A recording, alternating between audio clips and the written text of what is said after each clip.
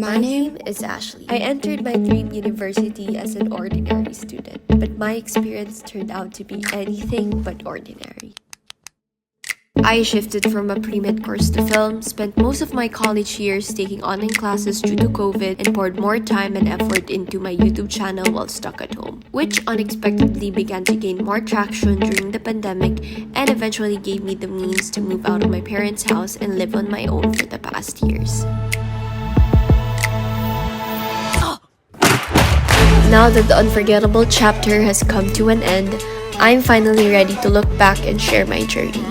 The ups, downs, and everything in between.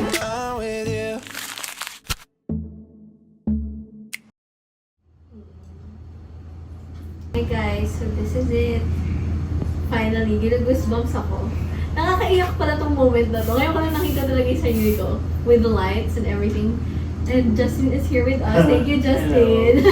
Dito rin nagpa-grad pic si Sean. Yeah. So dito lang kami. Magka-couple photo din kami. I'm so excited. Maybe nalaman nung high school tayo. Yeah. Actually, nag-backread nga ako para meron na akong before and after. So now that we are talking about my college journey and what I went through all these years that led to this moment, I feel like this is the perfect time for me to give you guys context about what kind of student I am. So back in my elementary days, I was academically competitive. But the thing is, I am such a shy and timid kid. I remember my mom would ask me, "Anak, bakit hindi ka sumasali ng mga quiz bee, ng mga contest, valedictorian ka? It doesn't make sense kasi sayang." I didn't have that much confidence within me, and fast forward to high school, I was kind of chill about school and hindi na ako ganun ka-grade conscious katulad noon, and I basically prioritized having fun, making memories with my friends. But of course, I make sure na pumapasa pa rin ako sa mga subjects ko. So when I stepped into college, gusto ko talaga bumawi sa parents ko. And then I ended up pursuing this course for a year that honestly I thought was a dream of mine, but then na-realize ko na baka pangarap lang pala ng magulang ko yan para sa akin, because all throughout that year in nursing, I felt so out of place. I felt so empty, uninspired, and I feel like I should be doing something else, not this. At first, my parents weren't as supportive about it, and I do completely understand, and I'm thankful that they weren't as supportive at first because I had to prove to them na ito yung gusto kong path. And I felt like God was really redirecting me to this path of shifting from nursing to film. I know malayo siya, pero feeling ko talaga like I'm a creative person, and I feel like I will flourish even more when I decide to pursue my passion. My parents always remind me that education is something that can never be taken away from you, and I feel like this one hits hard because whenever I feel like giving up or stopping school in general, and I always like ground myself that I do this for my parents and I do everything for them, and I really wanted to make sure na every semester aakyat sila ng stage, tatanggap ng award. Alicia, Ashley, Garcia, college scholar, first and second semester. How are you feeling though? Huh? How does it feel to be a university scholar? I'm happy. Mama, Thankful. Papa, this is for you. He's gonna come up with me on stage. Ngayon naman, itatawagin natin ng mga university scholars mula sa BA Film Program. Alicia, Ashley, congratulations!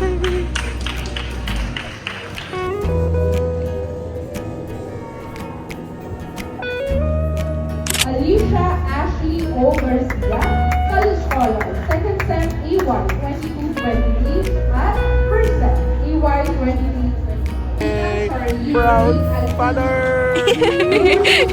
Congrats! Malapit na tayo sa finish line. Yes! Tapos na! Yeah. Awardan na lang. Sobra na. Naiiyak kayo? Yes. Happy tears. Love you! Oh! Guys, kasi isa lang daw yung guardian na pupunta dito. Tapos sabi ni Mama, si Papa na lang. Kasi, pride and joy niya yun, iiyak yun. Pero enough. Yeah, bunso ko yan. They say studying in UP is so intimidating and crazy because imagine learning and being in one room with a bunch of Sheldon Coopers and then there's just you. And I could definitely attest to that.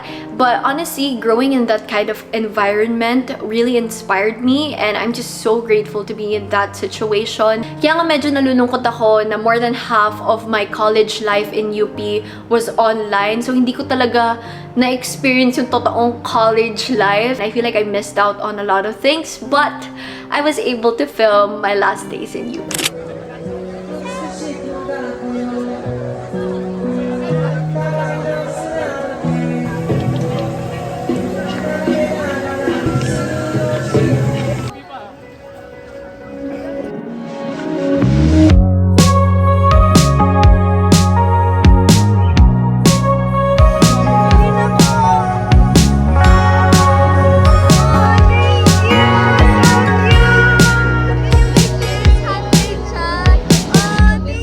Summer rain on the window. Watch the time float on.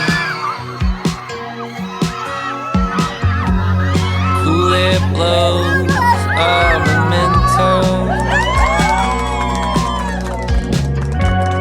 as I fall behind.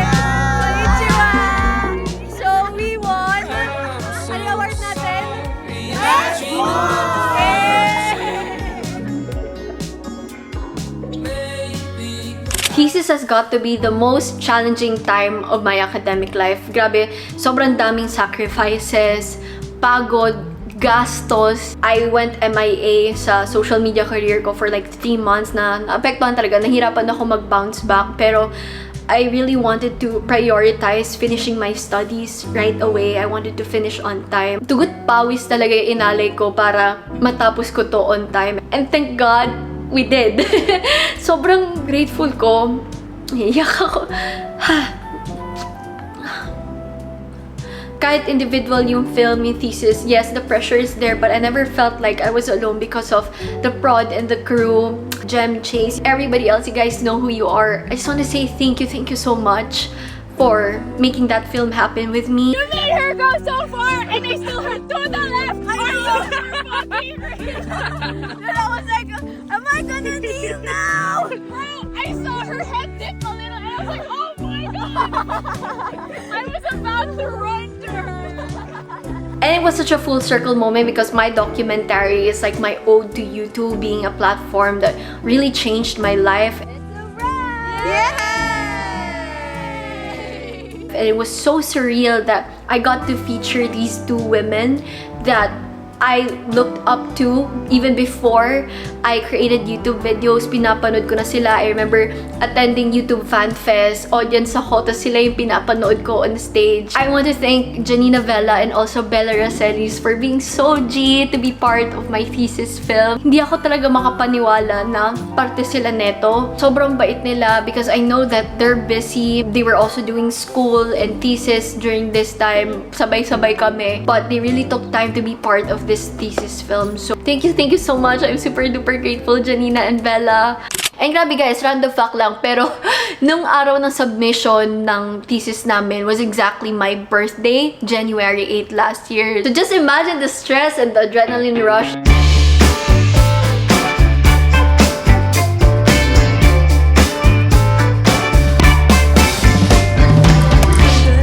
So, I can almost see the finish line. I'm so excited. I am rushing kasi malapit na mag-end yung submission time. Yeah, I can't wait. Grabe, like I doubted myself way too much with this thesis. And nag-breakdown ako multiple times. Daming tao involved sa film na to. Hindi lang ako. So, it's all like sinking in sa akin na malapit na yung defense day. And I'm just gonna put my heart out there and do my best. My first birthday na wala talaga akong gana mag-celebrate kasi thesis ko. Literal submission niya today. Yung thesis ko, the topic means so much to me. Hindi mo pa defense ko. I sacrificed so much for this. Ang gastos niya. Then on thesis defense day, I basically surrendered everything to God. Ika nga, yung life verse ko, do your best and God will do the rest.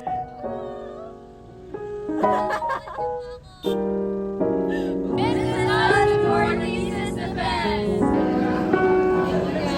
The editing style of inserting the interface.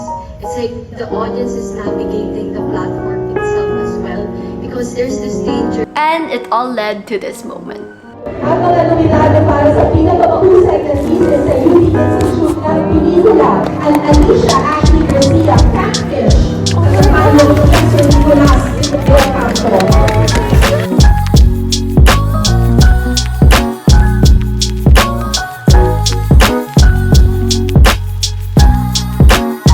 Pagtatapos, maaari na ninyong ilipat ang inyong mga supply.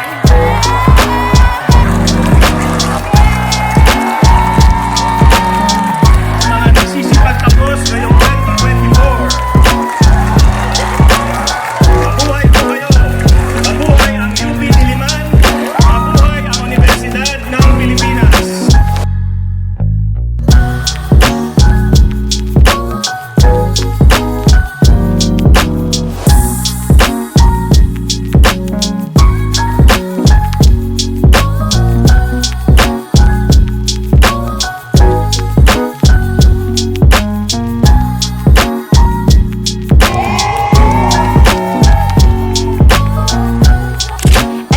One of the most asked questions from you guys, why haven't you uploaded your graduation vlog? Where's your sublime photo? Have you graduated? And as you guys can see, yung mga clips na pinakita ko sa inyo, it's from 2024 pa. And the reason for the delay is because I waited for my appeal for Latin honor.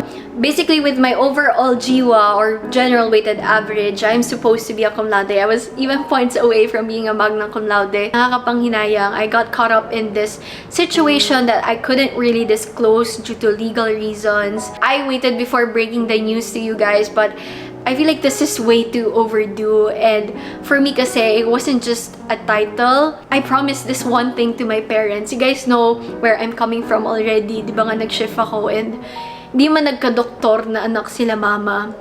Prinamis ko sa kanila na magkakaroon sila ng anak na gagraduate with a Latin honor. I didn't really want to open this up, but ayun nga, ang dami kasi nagtatanong and I feel like I deserve not to be silenced anymore, and pinaglaban ko talaga siya, guys, and actually balak pa namin talaga ipaglaban. And also, I didn't want to come off as bragging. I'm being fully transparent to you guys, as I always am, and I know there are some students out there who are experiencing or who experience the same situation. Sabi nga nila na hindi naman yun yung totoong sukatan ng kagalingan or kahusayan mo or na magiging success mo sa future, but it was such a hard pill to swallow for a kid who used to be academically competitive. I know that some of you guys could relate to this, that's why I'm sharing it, and I just want to share one of the biggest lessons I learned, and that is success isn't always about being the best. It's about finding pride and joy on moments where your hard work pays off, even if those moments are fleeting. And I may not be the top content creator or the top student, but there are still days when I feel like I'm on top of the world. I feel like I'm on top of the world when I receive a message from someone telling me that I've inspired them. I feel on top of the world when I booked a project I poured my heart into. And I feel on top of the world when I still keep pushing through something I always thought I couldn't. Those moments when I felt like I'm on top of the world could last a minute, a day or two, but they remind me why I keep going even if I'm not the best at what I do. Give yourself some credit for all the wins, big or small. And I just want to take this opportunity to thank my parents for being so supportive, for the trust you've given me. Ayun nga, since I started living independently, I think without their trust, I wouldn't be able to grow to where I am now. So, thank you, Mama, Papa. I love you so much. Also, I want to thank my siblings. You guys are my rock. My friends who are part of this journey. And of course, I want to thank the brands for the trust that you've given me since I was able to support myself financially all throughout this journey. To you, the one watching right now, know that you mean so much to me and I am forever grateful. And of course, to Sean, you're the person who pushed me to pursue my passion. And for that, I am forever indebted to you, and I'm super duper grateful that you were my partner through it all. And last but not least, to God, of course, and I will always stand by my life verse, which is Philippians 4:13. I can do all things through Christ who strengthens me. Thank you so much for watching, and I hope